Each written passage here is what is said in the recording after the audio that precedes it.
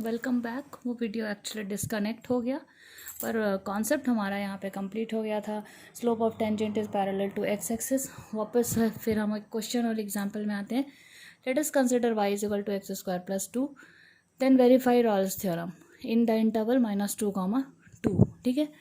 तो y is equal to x square plus 2 अगर class 11th की बात करें तो हम लोग को ये एक पैराबोला टाइप का दिख रहा है जो कि y एक्सिस पे 2 डिस्टेंस कंप्लीट करने के बाद ड्रॉ किया गया है, ठीक है। तो इस तरह से इसका फिगर है। यहाँ हम क्लियर कट देख रहे हैं कि f a is equal to F b है। तब वहाँ पे कोई एक एफ डैश सी कोई पॉइंट है जो ज़ीरो है। यहाँ पे तो क्लियर कट दिख रहा है कि ज़ीरो पे ही ज़ीरो है, लेकिन इसे सॉल्व कैसे करें। यहाँ -2 है, यहाँ 2 है। सबसे पहला चीज़ कि एक पॉलिनोमियल इसको इक्वेशन है।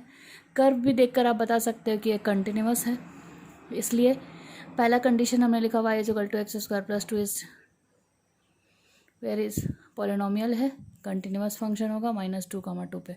दूसरा हमने लिखा y is equal to x square plus 2 is differentiable. Of course extreme points को छोड़कर बाकी जगह पे टेंजेंट हम लोग ड्रॉ कर सकते हैं, जो मैंने लिखा कि डिफरेंशिएबल भी है ओपन इंटरवल -2, पे। अब हम लोग चेक कर लेते एफ ए यानी कि 6 आया और एफ बी भी 6 आया, यानी f a is equal to F b satisfied हुआ। तो हम लोग बोल सकते हैं कि यहाँ इस क्वेश्चन पे रॉल्स थ्योरम हम लोग अप्लाई कर सकते हैं। तब एक सी चुनेंगे जो ओपन इंटरवल -2, पे होगा सच दैट एफ डैश सी की वैल्यू होगी 0। हमारा जो मेन मोटो है ना, वो इस एफ डैश मतलब इस सी की वैल्यू निकालना है। तो इसको सबसे पहला काम क्या है, हम लोग यहाँ पे c को x के साथ रिप्लेस करेंगे और फिर जो वैल्यू आएगी उसको फिर x को c के साथ रिप्लेस करेंगे। यही फंडा है और कुछ खास नहीं। F dash x is equal to 0, मैंने कहा c को x से रिप्लेस करो, फिर x को c से रिप्लेस कर देना। 2x is equal to 0, x की वैल्यू आई 0, दिस इम्प्लाइज c की वैल्यू आई 0। जो c जो वैल्यू आएगी ना, it must be lie between in the given interval. -2 से 2 के बीच में 0 आता है, मतलब ये c की वैल्यू हमें मिल गई। तो c की वैल्यू क्या होगी, c is the value of x at which f dash x is equal to 0।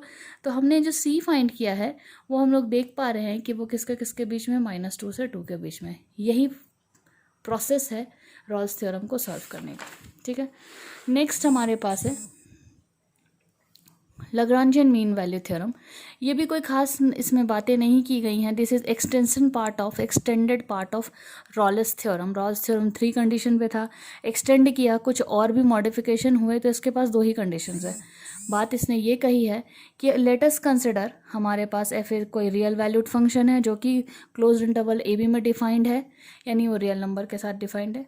F x कैसा होगा, कंटिन्यूअस होगा in closed interval a b, और एफ एक्स कैसा होगा, डिफरेंशिएबल होगा in open interval a b. ये दोनों कंडीशन एकदम उसके जैसे हैं, बट यहाँ तीसरा कंडीशन एफ ए और एफ बी बराबर है, ऐसा कुछ नहीं बोल रहा। देन देयर एग्जिस्ट, फिर हम एक रियल नंबर सम सी चूज़ करते हैं। इसमें भी यही बात मैं कहूँगी कि सी एक नहीं होगा, एक से ज़्यादा भी हो सकता है किसी किसी क्वेश्चंस के लिए, जो कि ओपन इंटरवल ए कॉमा बी को बिलोंग करेगा। मतलब ए और बी के बीच में ही सी की वैल्यू आएगी such that F dash C is equal to, देखो यहाँ क्या लिखता है, F B minus F A divided by B minus A, F B minus F A divided by B minus A. Lagrangian mean value theorem हम तब apply करेंगे जब हम चेक कर लेंगे कि एफ ए और एफ बी दोनों आपस में बराबर नहीं होंगे, तब Lagrangian mean value theorem in short LMT तब अप्लाई करेंगे, ठीक है। अब मैंने यहाँ पे 3 फिगर बनाया, बोल रहे आप क्या चल रहा है भाई। सबसे पहले ब्लैक वाले कलर के ऊपर आप नोटिस करो, यहाँ पे क्या है, यहाँ पे देखो आप एक कर्व लिया हमने और ये ए और बी आपस में बराबर नहीं है, और साथ ही साथ सबसे इम्पॉर्टेंट पॉइंट है कि एफ डैश सी जो हमने यहाँ पे ले रहे हैं वो बिटवीन एफ ए और एफ बी के बीच में है।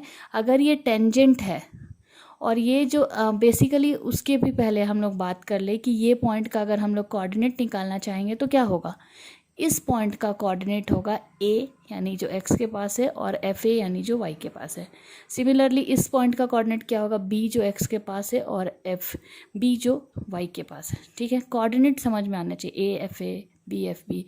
तो इस पर्टिकुलर कर्व में हमने एक स्ट्रेट लाइन ड्रॉ कर दिया, ये वाला। तो ये जो सेक्शन या कॉर्ड आया या स्केंट आया, उसका हम स्लोप निकालना चाहेंगे तो क्या होगा, y2 minus y1 divided by x2 minus x1। See here क्या है, y2 minus y1 divided by x2 minus x1, ठीक है। y2 क्या है, F B minus F A divided by B minus a, ये चीज़ मिला। F B minus F A divided by B minus A, F B minus F A divided by B minus a कहाँ से आ रहा है, ये वाले कर्व का स्लोप निकाल रहे हैं तब। और अगर इसी कर्व पे कोई पॉइंट सी लेते हैं जहाँ पे ये एफ डैश सी, या चलो भाई हम लोग एफ डैश सी हमने यहाँ लिखा, यहाँ पे मान लो कोई पॉइंट ऑफ कांटेक्ट पे सी ले लिए, और अगर इसका सॉरी अगर इसका हम लोग स्लोप निकालना चाहेंगे तो ये फॉर्म तो हमें लिखना ही होगा, एफ डैश सी। तो एफ डैश सी, ये देख रहे हो ये वाला जो लाइन हमने ड्रॉ किया है, लाइन ऑफ टेंजेंट, और ये वाला जो स्केंट का लाइन है या कॉर्ड का लाइन है, क्या दोनों आपस में पैरेलल है? यस ऑफ कोर्स पैरेलल है। तो पैरेलल लाइंस के स्लोप कैसे होते हैं, इक्वल होते हैं, इसलिए F dash c must be equal to F B minus F A divided by B minus ए होगा। यहाँ पे भी वही किया हमने, एक हमने इस तरह से कर्व का शेप लिया, एफ ए और एफ बी दोनों आपस में बराबर नहीं हैं, एफ डैश सी कोई पॉइंट चूज़ कर लिए, और ये वाले स्केंट का अगर हम लोग सिर्फ स्लोप निकालेंगे तो फिर वही चीज़ होगा, F B minus F A divided by B minus A. और क्योंकि ये पॉइंट ऑफ कांटेक्ट है टेंजेंट के लिए, और लाइन ऑफ टेंजेंट अगर हम लोग ये ड्रॉ करते हैं तो एफ डैश सी, ये वाला लाइन जो है देखो भाई, ये वाला जो लाइन है वो और ये वाला जो लाइन है वो दोनों आपस में पैरेलल है, तो दोनों का स्लोप बराबर होंगे, इसलिए F dash C is equal to F B minus F A divided by B minus ए होगा। अब बारी आती है सम सी मैंने क्यों लिखा। सम सी लिखने के पीछे एक ही रीज़न था कि अगर मान लो ऐसा कर्व है, ऐसा स्पाइरल टाइप का कर्व है हमारे पास, कितने पॉइंट ऑफ कांटेक्ट मिल रहे हैं, 1 2 3 4, स्लोप ऑफ टेंजेंट 1 2 3 4, तो सी तो ज़्यादा हो गया ना एक से, F C1 C2 C3 C4, इसलिए सम सी होगा। इसके लिए भी सेम प्रोसेस विल अप्लाई।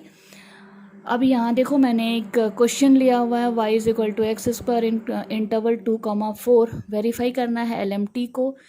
ये y is equal to x square parabolic है, इसको हमने देखो इसका आधा हिस्सा हमने चूज़ किया, यहाँ f2 लिया, यहाँ f4 लिया, उसके बीच में f डैश सी लिया है, f डैश सी, ये 3 मैंने बाद में लिखा है आंसर लाने के बाद, ठीक है।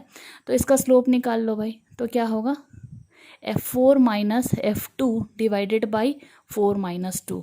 तो हमने वो जो पॉइंट जो सी लिया था ना, F dash C is equal to F B minus F A divided by B minus A के फार्मूला से हमें 6 मिला।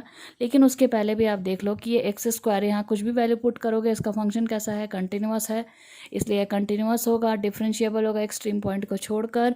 और फिर ये पॉइंट हमने तब जाके हम चेक भी कर लेते हैं कि F2 और F4 बराबर है क्या, बराबर होगा तो रॉल्स थ्योरम अप्लाई होगा, बराबर नहीं होगा तो LMT अप्लाई होगा। F dash C is equal to F B minus F A divided by B minus A है, values we are putting here, F dash C की वैल्यू 6 आई, काम हमारा यहाँ से शुरू होता है।